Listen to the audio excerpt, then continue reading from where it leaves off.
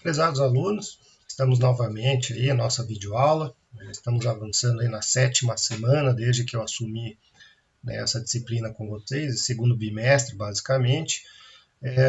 Estamos aí no último mês de aula. Se vocês conferirem aí o calendário da instituição, primeira semana de julho teremos as provas, então nós temos só mais umas 3 semanas de aula ainda. Então estamos acabando, né, esse semestre. Então espero aí que todos fiquem firmes, pacientes e compreensivos mais esse mês para a gente poder levar aí com calma. Recebemos um recado da coordenação que provavelmente esse semestre não teremos mais aula presencial, de modo que a segunda avaliação ela deve ser também online. Então provavelmente nós teremos aí uma prova online, como vocês fizeram nas outras disciplinas com os outros professores, né? Na nossa a gente acabou não fazendo, em virtude aí da mudança de professor, mas nesse segundo bimestre sim teremos uma prova, mas eu vou expor bem minuciosamente aí com calma nas próximas aulas para vocês entenderem bem, né? Então temos, né, essa avaliação online, mas a gente continua aí no nosso ritmo, falando, né, e aquele assunto que a gente vai levar até o final do bimestre, sobre os títulos de crédito. Então, a gente avança hoje falando da letra de câmbio. A letra de câmbio é aquela que talvez tenha o maior espaço dentro da lei uniforme em termos de artigos e detalhamentos. Então, a aula de hoje vai ser só sobre a letra de câmbio, mas lembrando que as disposições da letra de câmbio se aplicam à nota promissória. Então, semana passada a gente falou da nota promissória, tudo que a gente for falar hoje da letra de câmbio acaba se aplicando, questão de endosso, de aval, de data de pagamento, enfim, né, tudo aquilo que não é específico da nota promissória, que a gente viu na aula passada, vai valer hoje também para ela, quando a gente falar de letra de câmbio. Então é sobre isso que a gente vai falar. Vamos acompanhar sempre aí no slide, o slide que sempre está à disposição para vocês baixarem lá no sistema, no portal do aluno, no AVA. Lembrando também, ao longo aí da aula de hoje, a gente lança mais uma questão semanal para valer a presença e também, né, uma fração da nota aí, como, né, provavelmente na próxima, na outra semana, eu venho explicar para vocês certinho como eu vou considerar aí essas avaliações. Então acompanhe aí nos slides. Bom, abrindo aqui os slides, nós temos aí a letra de câmbio, né, que vai ser objeto da aula de hoje. A letra de câmbio, ela tem uma preocupação bem grande da norma, né, dessa lei uniforme de Genebra, porque era um título de crédito talvez mais comum naquele momento histórico, né, lá na década de 30, 40, a letra de câmbio era o instrumento mais volumoso aí dentro do mercado. A letra de câmbio era o título de crédito que se via com mais frequência. Então a letra de câmbio ela acabou tendo aí uma regulação um pouco mais minuciosa, um pouco mais aprofundada, que acabou servindo de referência para os outros títulos de crédito, assim como a nota promissória, que a gente falou na aula da semana passada. O detalhe é que a letra de câmbio ela foi gradualmente, né, entrando aí, sendo menos utilizada, ela ainda é válida, ela ainda funciona, ela ainda pode ser emitida, não tem nenhuma restrição quanto a isso, só que naturalmente ela foi aí sendo substituída pelo cheque, né? O cheque aí na década de 80, 90, foi o grande título de crédito. Hoje ele ainda é, mas ele é pouco, né? Circula pouco. Hoje a gente tem com um volume muito mais significativo a duplicata mercantil que a gente vai ver mais para frente, o famoso boleto, né? O boleto aí para pagar é outro título que a gente vê mais para frente. Então a gente vai falar da letra de câmbio agora, né, na sequência, lembrando, né, o porquê que a lei uniforme dá um destaque tão grande para a letra de câmbio. Por causa disso, né, era o grande título daquele momento histórico, na década de 40, 50, quando vieram aí as disposições sobre, né, o título de crédito de uma forma uniformizada, né, que é a lei uniforme. Então, letra de câmbio, o que é a letra de câmbio? É uma ordem de pagamento à vista, né? Então é um documento que determina o pagamento, então ele não é um título que tem relação causal, não importa a origem, ele vale por si só, como é próprio aí da lógica do título de crédito, né? O título de crédito ele surge para isso, né? Exatamente para isso. É uma ordem de pagamento em regra à vista, né? Então é uma determinação de que, né, um terceiro pague para o beneficiário. Então, você assina um documento em nome de alguém, o beneficiário, né? Então você dá um papel para alguém e esse alguém vai levar esse papel, que se chama letra de câmbio, para um terceiro. Esse terceiro vai pagar para o beneficiário, né? Então o detalhe é que, né, a letra de câmbio vai envolver um terceiro, uma terceira pessoa, diferente do que é a nota promissória. Só o devedor, né, o devedor e o beneficiário, aí, as duas partes. Aqui nós vamos ter três partes, a gente já vê na sequência. A letra de câmbio é um título de crédito, de modo que tem que obedecer aí o seu formalismo, né? Então, todo título de crédito precisa obediência à forma indicada na lei. Então, a lei vai trazer vários elementos que precisa ter esse título de crédito, a letra de câmbio. Então, se não tiver esse elemento, ou ele é convalidado conforme a situação, ou ele deixa de ter aí força de título de crédito. Ele vale como um simples documento, um simples contrato. E é um título literal, né, de modo que vale o que está expresso no título, né? Então, o que você escreveu lá na letra de câmbio é o que vai valer, é o que está expresso, é o que se considera ser aí presunção de que está certo e está válido, né? Então, é um título literal, vale o que está expresso no documento. Que é outra característica, né? A gente já viu a característica geral dos títulos de crédito, todos eles têm aí, de uma maneira geral, essas características. Bom, quais são os elementos da letra de câmbio? Então, a letra de câmbio é, né, uma definição aí que a gente busca nos livros, mas é um retângulo de papel escrito na frente, né, e aí alguns termos que a lei traz. Anverso, toda vez que você lê anverso, é a frente, a parte da frente. E o verso, sim, a parte de trás, né? Então, é um papel, é uma folha que vai ter basicamente esses 8 elementos que a gente vai ver aí com um pouquinho mais de calma na sequência. Então, basicamente, vai ter aí a denominação, a letra de câmbio, a indicação, uma autorização de pagar uma quantia, nome daquele que deve pagar, ou seja, o sacado, ou o devedor, o emitente do título, quando que vai ser pago, aonde vai ser pago, o nome da pessoa a quem deve ser pago, né? Então, beneficiário, a indicação da data, local e assinatura de quem paga a letra, e o sacador, né, o devedor. Então, nós temos né, a indicação aí de todos os elementos que formam, né, a letra de câmbio. Bom, falando deles aí com mais calma, né, sobre as pessoas que estão envolvidas na letra de câmbio, né? Então, veja, nós temos na letra de câmbio 3 pessoas envolvidas, né? Então, nós temos primeiro aquele que assina, que é o devedor, o emitente, né? Então, o emitente é aquele que vai emitir o título, é aquele que vai dizer e vai assinar, ele vai indicar aí quanto que ele vai pagar, né? Então esse é o emitente, aquele que está assinando, é o devedor aí, é aquele que vai, via de regra, né, dizer, emitir a ordem para um terceiro pagar para o beneficiário, né? Então veja que do título, né, ele nasce aí com a assinatura, com a emissão de alguém. É o emitente, nesse caso, ele vai assinar um documento, vai assinar esse papel retangular. No final, a gente vê um exemplo.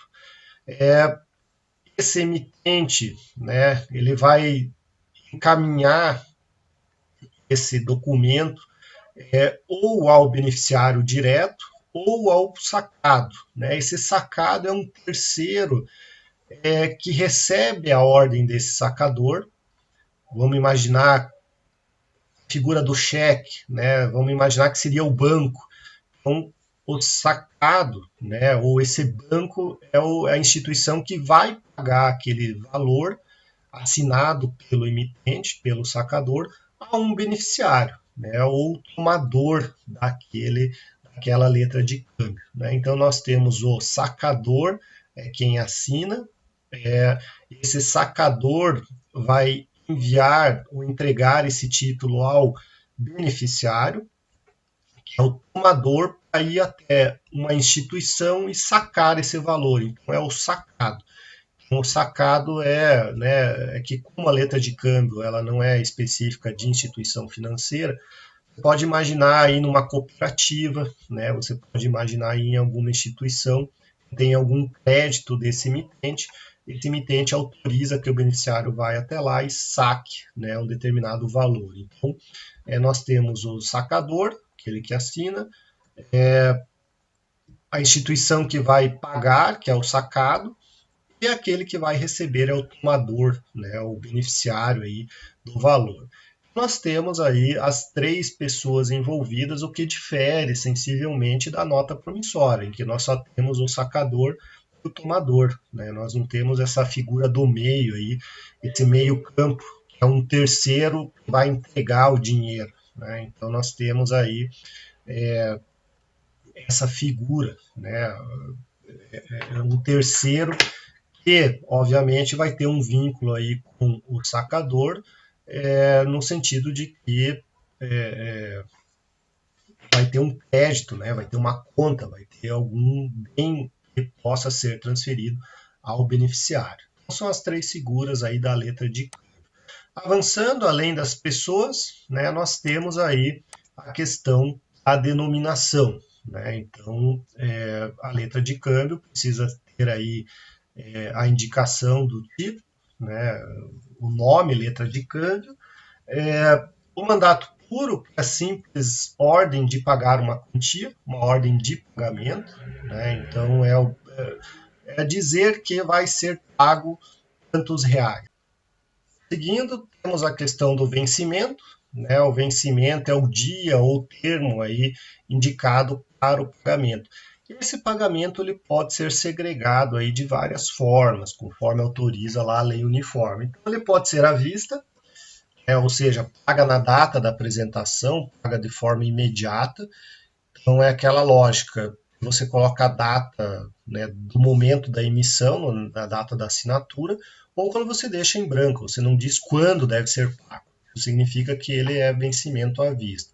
Você pode colocar um dia certo, né, marca o dia aí para o pagamento, mas você também tem a opção de colocar a certo termo de data, né, quando você coloca aí daqui a um mês, né, essa letra de câmbio deve ser paga daqui a 10 dias da emissão desse título. Né? Então você pode pôr aí essa disposição na letra de câmbio ou a certo termo de vista, também é outra possibilidade, quando o prazo aí para o vencimento, para o pagamento, começa a contar da data do aceite ou do protesto. Né? Então, tem essa possibilidade aí também de você indicar quando vai ser paga essa letra de câmbio.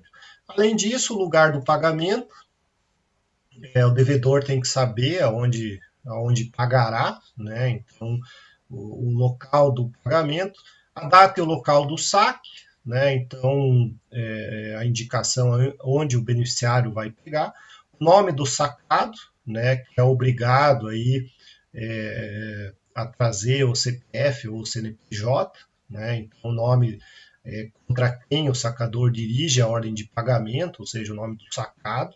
Então, a pessoa, o beneficiário, vai ter que saber aonde buscar esse dinheiro. O nome do tomador, ou seja, o favorecido ou beneficiário.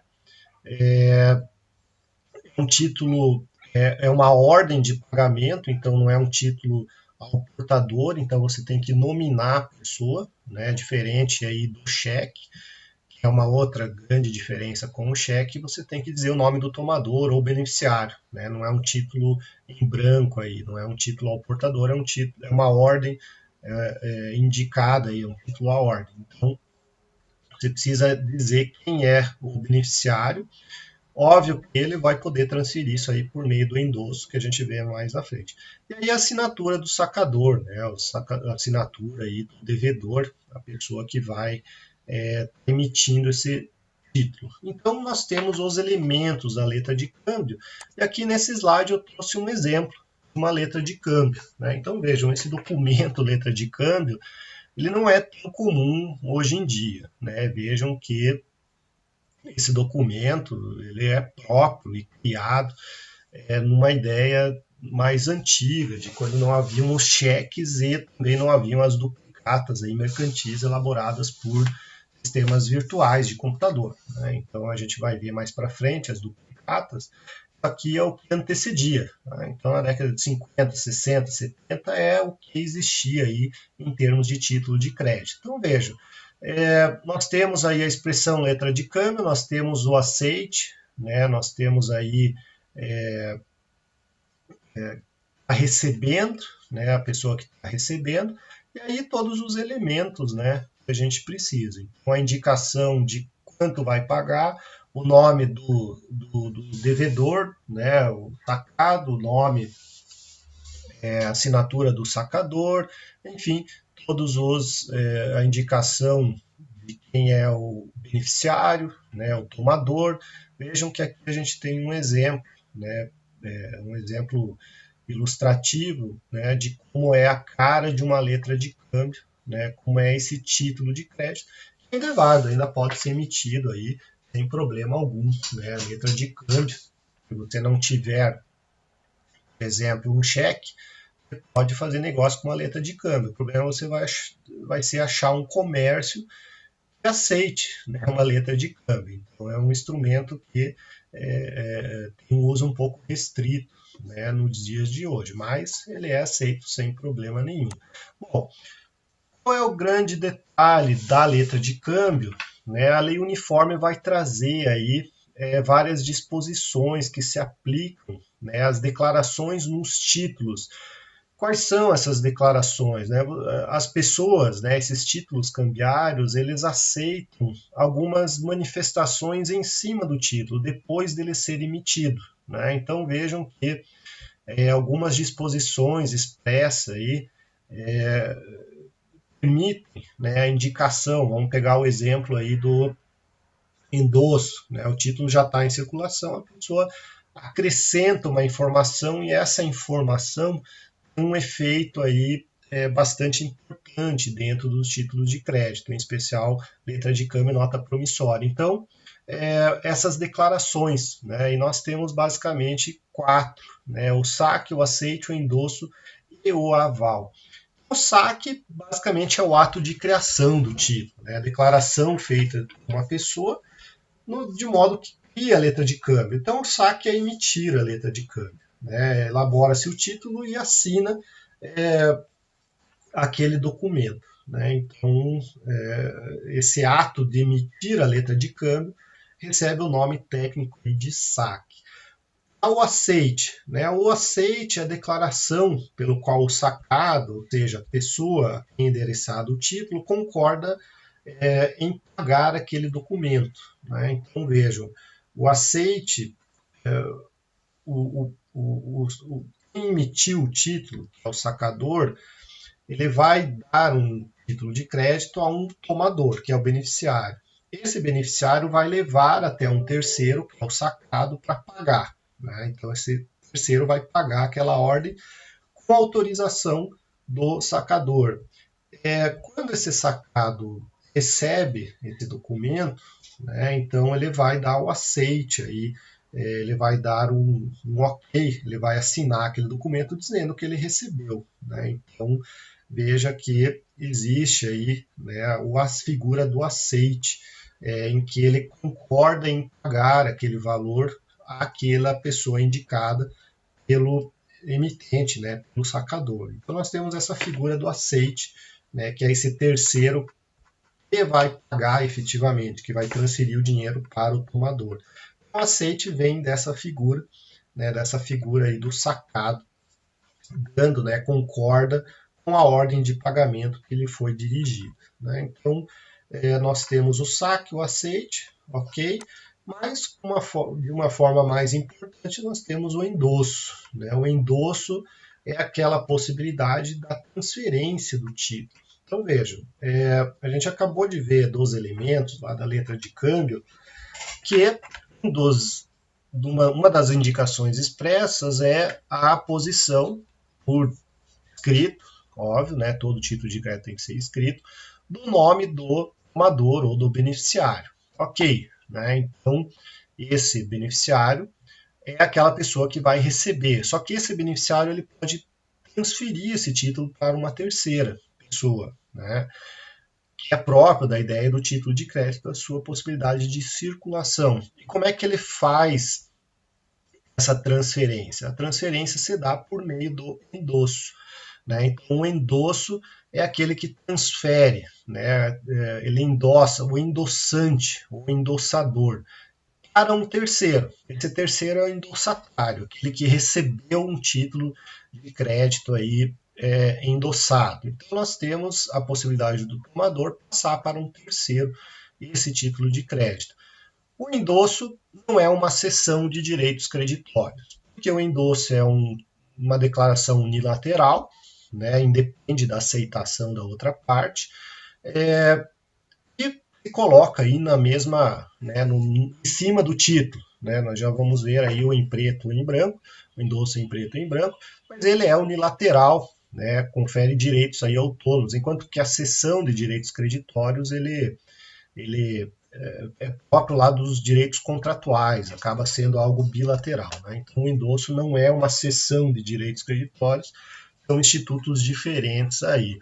E nós temos duas formas de se fazer esse endosso. Né? O endosso em preto, quando você diz quem é a pessoa que vai ser o endossatário, ou seja, quem é o terceiro que vai receber esse título. Né? Então, esse endosso em preto é um endosso nominal, é aquele que você vai dizer quem vai receber esse título. Já o endosso em branco é quando você lança a assinatura sem designar o beneficiário. Simplesmente assina, deixa em branco, passando para um terceiro.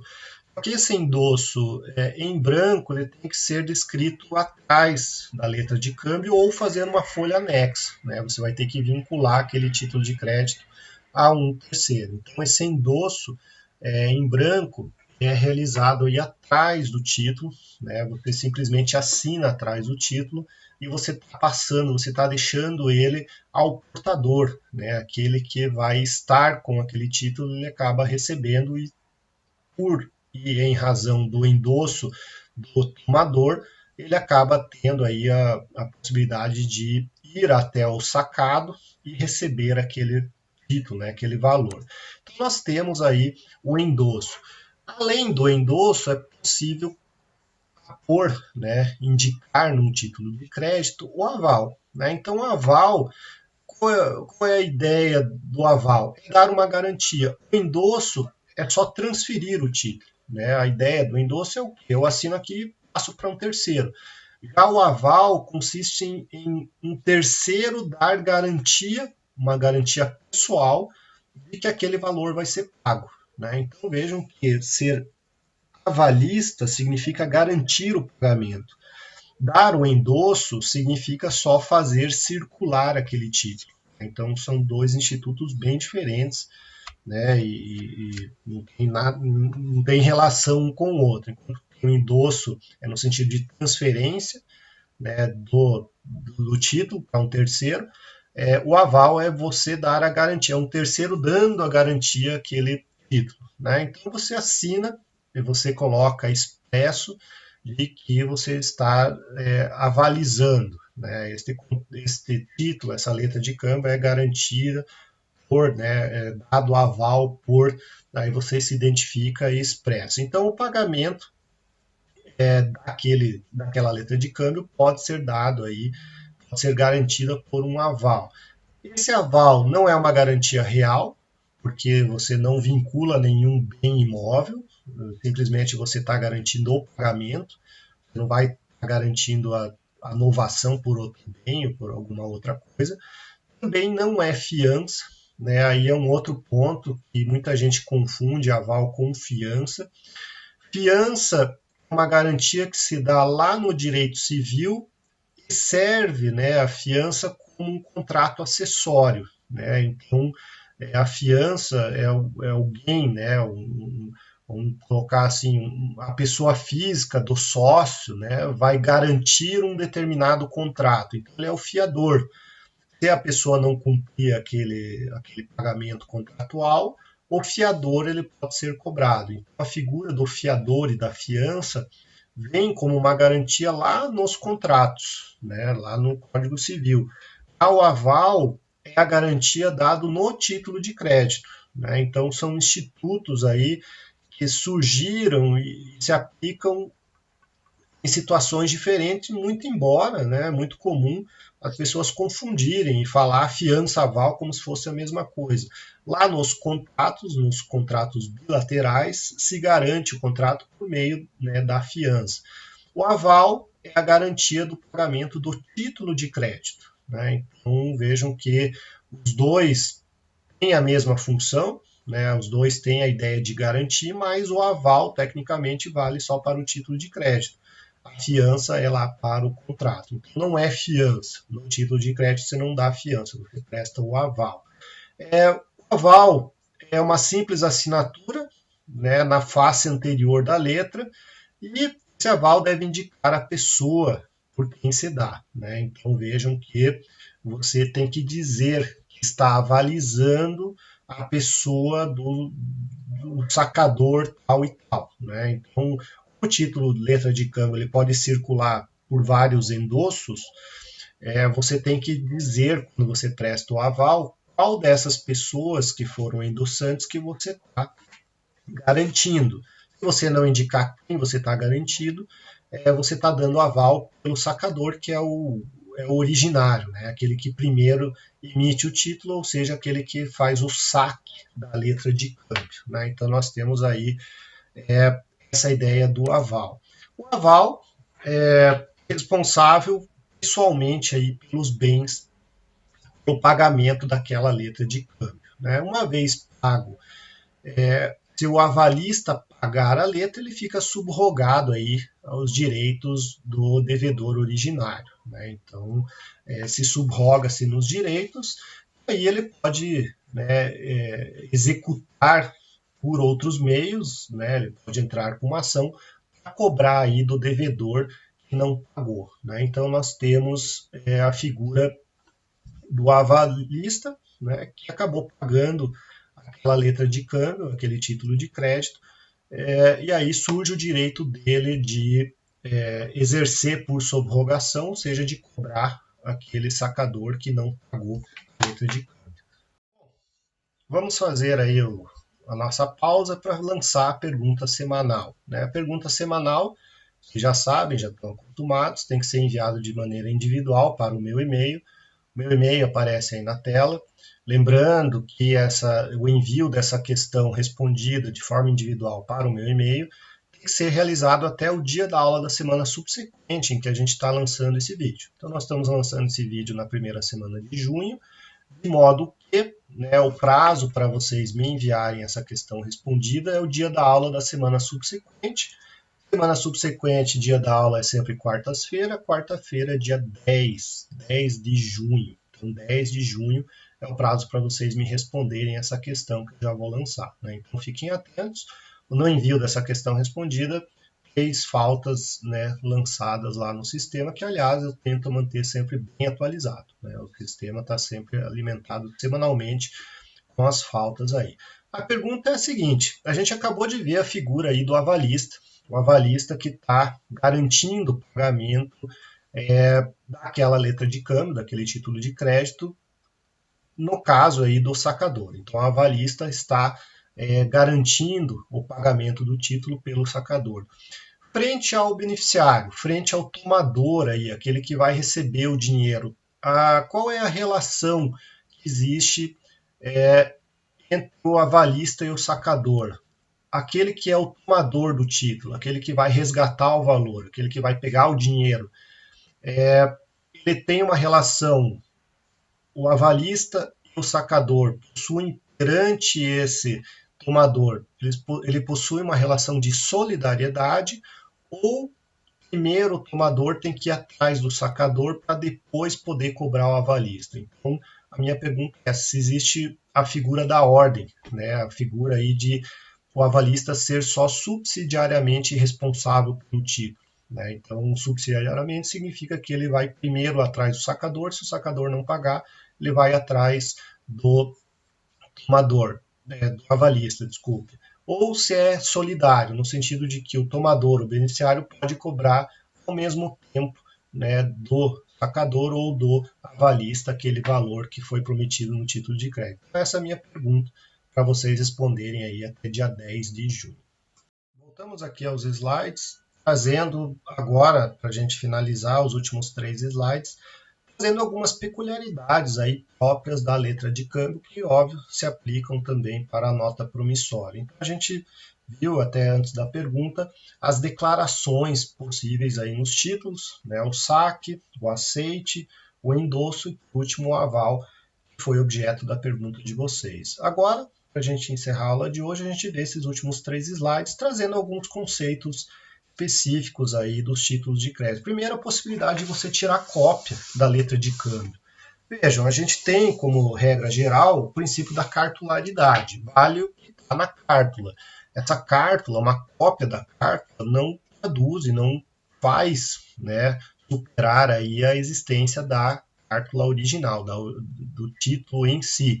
Mas é possível emitir cópias da letra de câmbio? Sim. Né? A letra de câmbio você pode tirar cópia desde que elas sejam numeradas com uma única finalidade aí de evitar o extravio. Né? Então, aquele que saca a letra de câmbio, que é o sacador, ele deve numerar as vias aí, colocando e indicando ao sacado que existe mais de uma via em razão aí uma garantia de que não vai se perder aquele título de crédito. Então, pode ter aí cópias, né, uma pluralidade de letras de câmbio com essa finalidade. Bom, aí o pagamento. Né, o pagamento é o ato aí em que vai ser entregado ao tomador, ao credor, o valor lançado no título. Né? Então, muita gente no direito cambiário, essa parte de títulos de crédito, a gente chama de resgate, vai resgatar o valor dessa carta. Né? Então, dando fim aí a essa obrigação cambial. Uma vez efetuado o pagamento, né, encerra-se aí a obrigação, encerra-se o título. Né? São os títulos aí, uma vez apresentados, eles são arquivados, são guardados, aí encerra-se, satisfaz-se o crédito. Né? Então, esse pagamento vai ocorrer na data do vencimento. E se não for pago, e se não ter o dinheiro, enfim, se o direito não for cumprido conforme prometido ali na letra de câmbio, o que vai acontecer? Você tem um prazo para executar aquele título. Né? Então, basicamente, é de 3 anos aí a contar do vencimento a cobrança, né, a letra de câmbio, ela prescreve em 3 anos, é o prazo prescricional, caso não seja, né, quitada aquela obrigação. E aí surge uma discussão no sentido de protestar.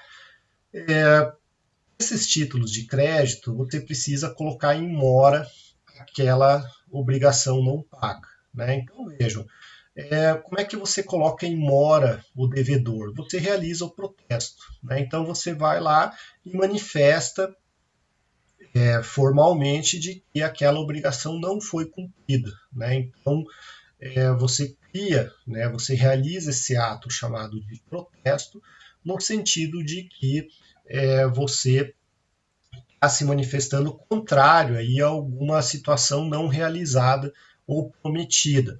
Só que aqui na letra de câmbio não é só o protesto por falta de pagamento.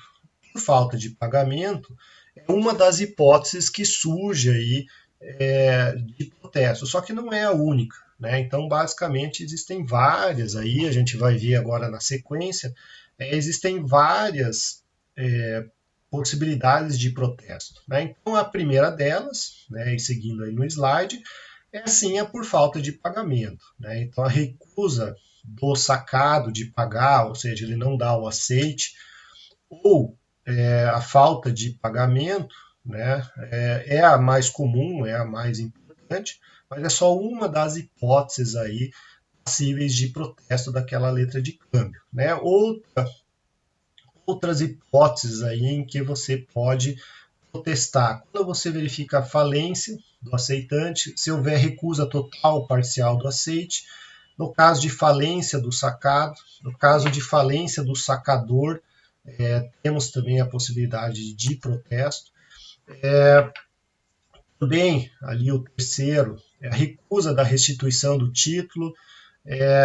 Também, quando você tem mais de uma via da letra, né, as cópias, você remete apenas uma delas para o sacado, então você pode protestar para que se apresente as outras.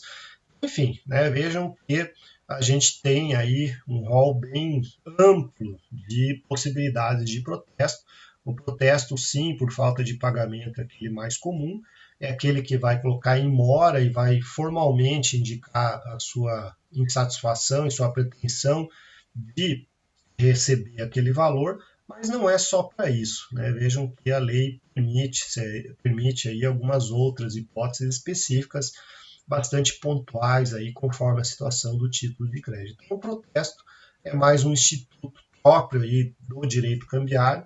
Esse protesto você leva para um cartório de títulos e documentos. Esse cartório de títulos e documentos vai pegar esse título e ele vai notificar o devedor para que pague, né, ou justifique ou apresente a carta de quitação em 48 horas, sob pena dele ser inscrito lá no livro de protesto, ou seja, né, no final das contas a pessoa tem um nome sujo, né, tem um nome aí colocado e exposto nessa relação de devedores, cartório de títulos e protestos aí, cartórios extrajudiciais que realizam esse tipo de serviço para as pessoas. Bom, pessoal, com essas indicações a gente falou sobre letra de câmbio. São terminologias, são disposições específicas, então é uma linguagem bastante nova para aqueles que não trabalham com isso, então é importante vocês sempre revisarem aí termos, né, como tacador, sacado, emitente, avalista, fiador, resgate, saque, o que significa tudo isso dentro dos títulos de crédito. Então, espero que vocês consigam aí ter essa noção básica de letra de câmbio. Semana que vem a gente avança com outros títulos de crédito, em especial aí o cheque, né? O cheque a gente vai falar semana que vem, e se der tempo, também é duplicado. Então, fiquem atentos. Espero que todos estejam com saúde, todos estejam bem. Espero revê-los aí na próxima semana. Um grande abraço.